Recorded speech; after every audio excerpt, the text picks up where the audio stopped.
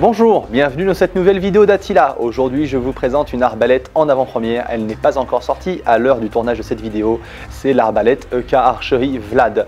Je suis très content de vous la présenter aujourd'hui. C'est un partenariat avec le fabricant EK Archery avec qui nous travaillons très bien. Pour ceux qui le savent, on a déjà une possibilité d'avoir toutes les pièces détachées qu'on veut pour toutes les arbalètes. Ça, c'est vraiment un gros avantage et on reçoit des modèles comme ça en exclusivité. Celle-ci porte le numéro série 002, donc je suis très touché par la marque. Je les remercie infiniment pour cette attention, d'avoir pensé à moi pour avoir cette arbalète en avant-première. Donc on va la déballer, la découvrir ensemble. Moi je l'ai juste sorti du carton pour la regarder un petit peu comme ça à quoi elle ressemble bien sûr. J'ai la notice qui sera traduite en français que vous pourrez télécharger en PDF puisqu'on va la traduire directement dans nos locaux. Donc vous pourrez la retrouver sur le site internet et en vidéo. On va donc vous présenter le montage, l'armement, désarmement, tir. J'espère que cette vidéo va vous plaire. On commence donc par le déballage de cette arbalète. Donc là c'est un modèle prototype, alors il se peut que du coup il y ait quelques petites modifications d'ici sa sortie dans quelques semaines, mais en somme on retrouve vraiment tous les éléments, donc ça ne devrait pas changer d'ici là. Donc quand on l'ouvre, on découvre qu'on a deux arcs, il y a un arc de 60 livres et un arc de 90 livres, on a des flèches, normalement il y en a 16 à l'intérieur. Et on a l'arbalète qui est déjà assemblée. Alors ici, on a un petit quick loader. Donc vous allez voir que ça c'est un petit accessoire très sympa dans lequel vous allez pouvoir installer vos flèches, les transporter facilement et charger votre arbalète en quelques secondes seulement. Je vais sortir un petit peu ce qu'il y a dessous parce qu'il faut que je sorte l'arbalète avec son carton. Alors vous voyez qu'on a un petit peu, on a quelques flèches. Voilà, on sort aussi son viseur et l'arbalète est ici. On découvre un peu cette arbalète avec sa crosse pliable directement intégrée, sa poignée ici, c'est une sorte de double poignée intégrée et son chargeur. Alors cette arbalète arrive 2 ans, un peu plus de 2 ans après la sortie de l'arbalète Cobra Adder qui du coup a révolutionné un petit peu le monde de l'arbalète avec son système à chargeur. Elle était en même temps sortie avec l'arbalète Stinger de chez Steambo. Donc la Stinger, pareil, petite arbalète 80 livres avec un chargeur de 6 flèches, donc ça changeait un petit peu. Et on retrouve du coup un petit peu toutes les évolutions et les demandes des clients en fait dans cette arbalète. Elle est vraiment, je veux dire, un point d'évolution très sympa par rapport à la Stinger ou à la Adder, puisque elle va avoir des avancées qu'on n'avait pas sur les autres, puisque déjà on a un chargeur avec une capacité de 8 flèches ici, alors que la Adder quand elle est sortie c'était 5, avec son chargeur V2 c'est 7, là on a 8 flèches, mais ce sont des petites flèches, des petits traits modèle alu comme sur l'arbalète Stinger, donc des traits assez légers parce que comme on a une arbalète qui fait 60 et 90 livres avec ses deux arcs respectifs, et bien voilà, on n'a pas une très grande puissance, mais je pense que c'est très sympa de tirer avec et qu'on peut atteindre une distance de 20-30 mètres sans aucun problème. Donc on va passer au montage et ensuite aux essais de tir. En étalant tous les accessoires sur la table, je m'aperçois qu'il y a de nombreux détails. Déjà, j'apprécie sur les branches ici, on a le logo Vlad avec des petites flèches qui sont comme une sorte de vernis qui ne semble pas s'abîmer si jamais on le frotte. Et je trouve ça assez joli. On retrouve aussi le logo Vlad un petit peu partout. Donc là, on le retrouve sur les poupées ici, on le retrouve ici en métal en surimpression, on le retrouve sur le chargeur, on le retrouve ici sur la poignée, on le retrouve ici sur le petit quick loader. Donc c'est du petit détail, mais sympa. Ils ont vraiment soigné la finition sur ce modèle. J'apprécie ça. Rentrons dans le vif du sujet avec cette arbalète qui n'a pas besoin d'outils pour être assemblée. Tout ce que vous pouvez faire, c'est avec une petite flèche ici, vous venez appuyer sur ici, voilà, vous avez une goupille qui ressort et elle permet donc de soulever le chargeur comme ceci. Une fois que le chargeur est soulevé, vous prenez votre arc, vous faites bien passer la corde ici et vous la passez côté haut comme ça pour qu'il s'emboîte et ensuite vous le descendez tout simplement. Vous refermez le chargeur. Vous rappuyez sur la goupille, l'arbalète est assemblée. Avant de tirer, on va déjà commencer par vous présenter le quick loader. Donc ce petit accessoire ici qui est directement fourni avec l'arbalète, vous en avez un.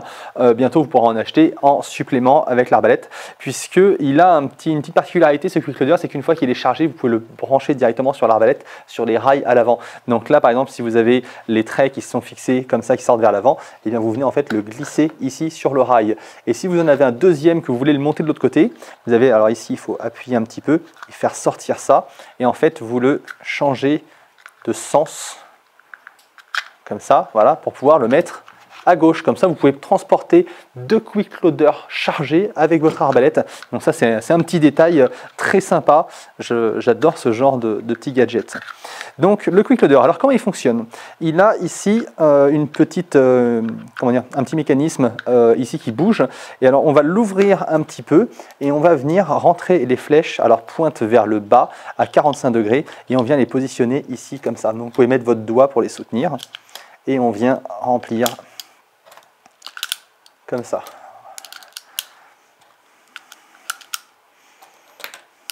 Voilà. Mettez bien les flèches à plat, ça c'est très important. Ensuite, vous le laissez se refermer et vous voyez qu'après les flèches ne peuvent plus bouger. Et comme je vous disais tout à l'heure, vous pouvez le transporter sur l'arbalète. Donc une fois que le quick loader est chargé, c'est très simple pour l'utiliser sur l'arbalète. On ouvre ici le levier en appuyant sur les petits côtés, il se relève, on le verrouille. Le quick loader, donc on fait attention que les flèches soient bien en arrière. On le positionne ici, vous avez des petites encoches. Et une fois que vous êtes bon, ça descend d'un seul coup. Vous vérifiez que les flèches sont bien à plat. Et vous refermez ici le levier. Voilà, vous avez rempli votre chargeur. Donc avant de tirer, je vais remettre une flèche supplémentaire, un trait pour pouvoir vous montrer déjà qu'il faut bien les mettre à plat. Faites très attention à ça, ça apparaît dans le manuel. Il ne faut pas que la flèche soit de travers, il faut qu'elle soit bien positionnée et surtout pas les ailettes comme ça à la verticale, il faut que les ailettes soient à l'horizontale. Donc j'ouvre, je rajoute un trait. Et je referme tout simplement, c'est aussi simple que ça, il n'y a pas de problème. Maintenant que j'ai rajouté un 8e trait, on va tirer un chargeur complet pour voir ce que ça donne, à quelle vitesse on est capable de le faire.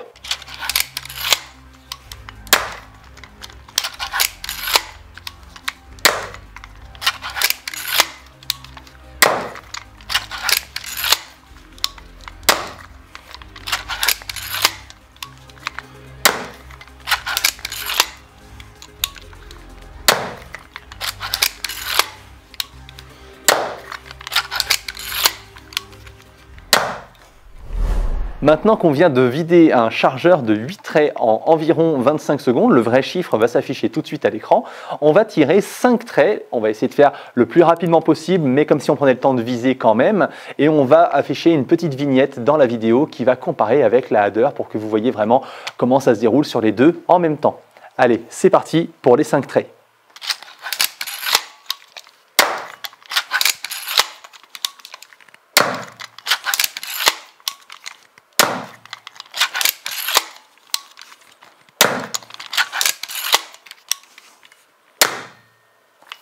Voilà, alors c'est peut-être pas forcément beaucoup plus rapide du coup avec la Vlad plutôt qu'avec la Hadder, mais moi je trouve ça beaucoup plus facile parce que c'est une arbalète qui est plus petite et plus maniable. J'adore la RX Hadder, c'est vraiment une super arbalète avec son levier, mais c'est par rapport à sa force, elle a besoin d'un grand levier parce qu'elle est puissante, beaucoup plus puissante que celle-là.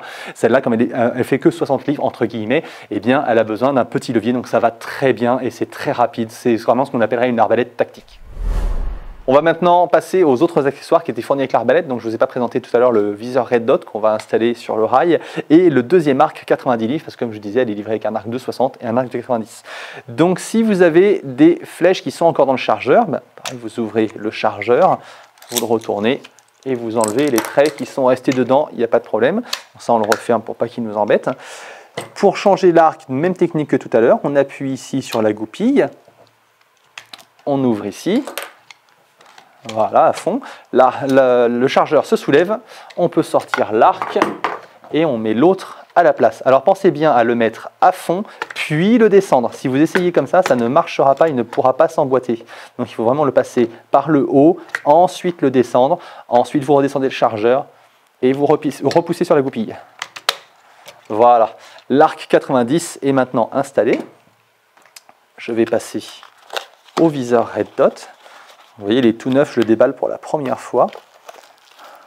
On a la pile 2032 ici, c'est ça. Et on a le Red Dot ici. Alors c'est un Red Dot classique type réflexe. Donc lumière, donc on a la position off pour éteint, L pour low, L-O-W ça veut dire bas, et height, le H, donc ça c'est intensité lumineuse élevée.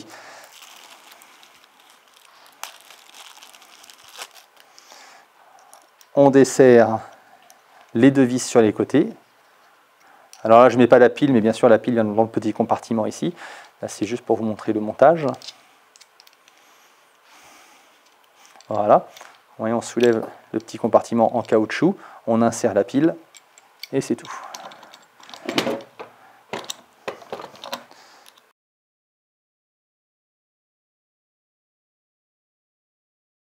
Voilà, maintenant on a installé le viseur. On va remettre quelques flèches, donc ce coup-ci on va les mettre sans le quick loader, parce qu'on va en mettre que 4 par exemple. Donc on les met bien comme ceci, alors on fait attention à bien les poser avec les ailettes à plat.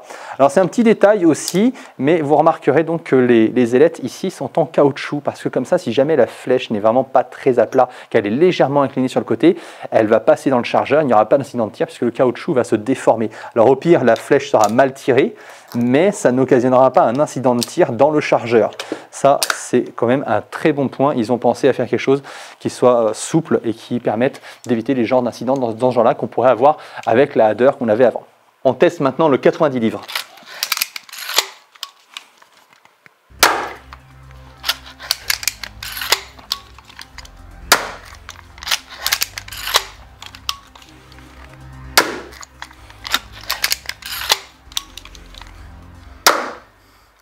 Alors on sent quand même que c'est un peu plus costaud à armer et on voit surtout au niveau de la pénétration des traits que c'est quand même bien plus efficace. La plupart des traits en 60 se sont plantés dans ma cible, mais voilà, ils ne sont pas allés jusqu'aux ailettes, alors que ceux avec le 90 sont pratiquement tous allés jusqu'aux ailettes. Donc il faudra penser aussi à une cible adaptée plutôt en mousse bien dense. Je pense que la cible EK en mousse sera très adaptée pour cette arbalète vu la longueur des traits. Vous avez remarqué ici qu'il y a un petit emplacement avec un accessoire qui ressemble à un laser. Donc ce n'est pas un laser parce qu'il n'est pas fourni avec l'arbalète d'origine, mais on peut vous fournir un laser qui viendra à cet emplacement. Vous le trouverez dans la liste des accessoires sur la fiche de l'arbalète. Au niveau des flèches, petite précision, les flèches qui sont fournies avec l'arbalète ont une taille très précise. Donc si je prends les flèches classiques qu'on trouve en alu, déjà elles ont des plumes en plastique. Alors comme je vous disais tout à l'heure dans la vidéo, les flèches d'origine de la Vlad sont en caoutchouc au niveau des plumes. Donc les flèches avec des plumes en plastique, ça ne va pas le faire parce qu'elles risqueraient de se coincer, d'avoir un incident de tir. Et surtout, elles n'ont pas la même longueur. Si on les met l'une à côté de l'autre, elles n'ont pas exactement la même longueur. Donc si la flèche est plus petite, elle pourrait bouger dans le chargeur.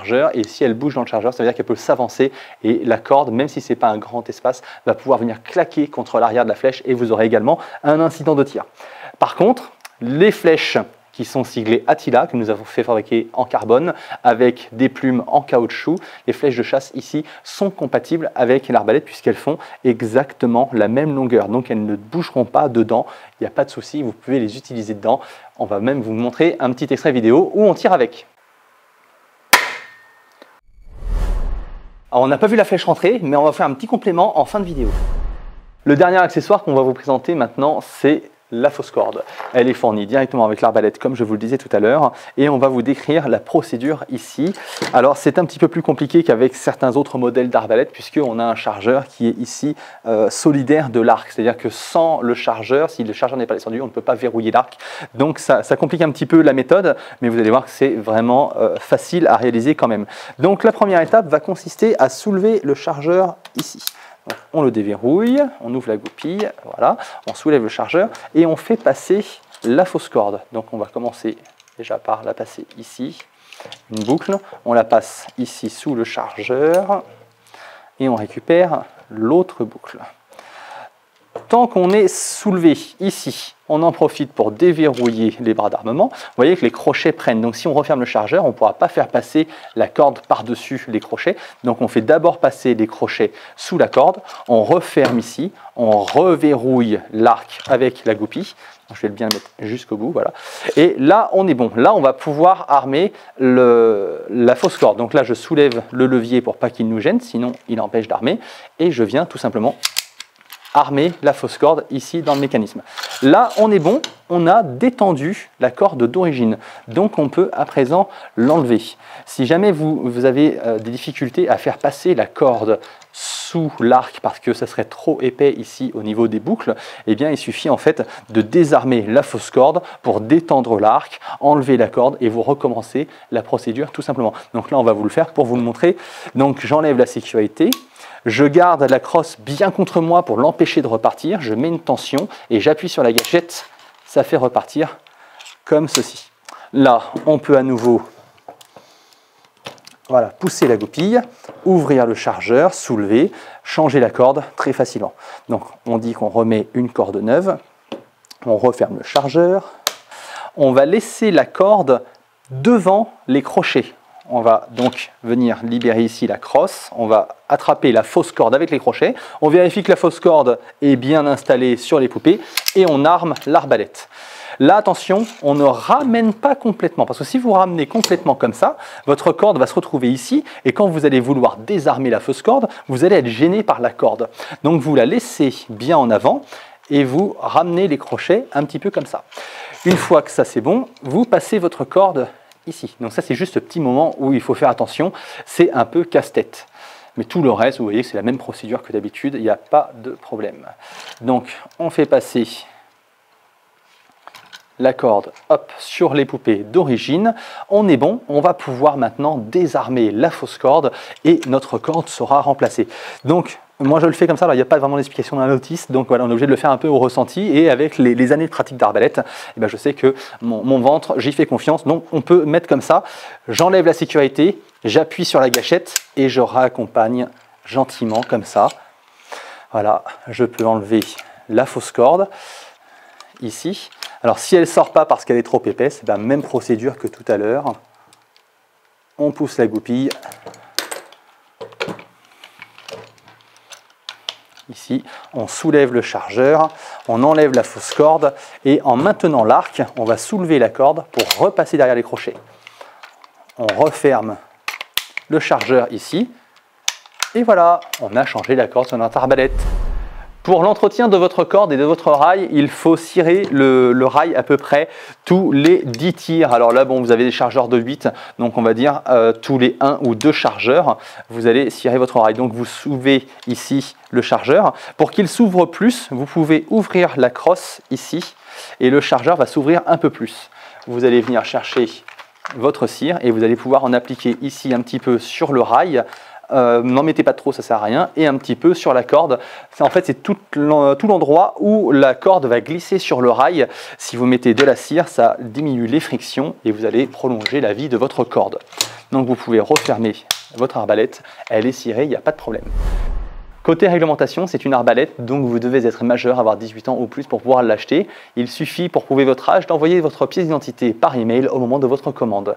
Pour transporter votre arbalète, elle doit être neutralisée. Dans le cas de l'arbalète Vlad, il suffira simplement de démonter l'arc de l'arbalète, comme ça elle est inutilisable, vous pouvez la transporter en toute sécurité. En plus, elle est pratique à transporter puisque vous pouvez rabattre la crosse sur le côté comme ceci.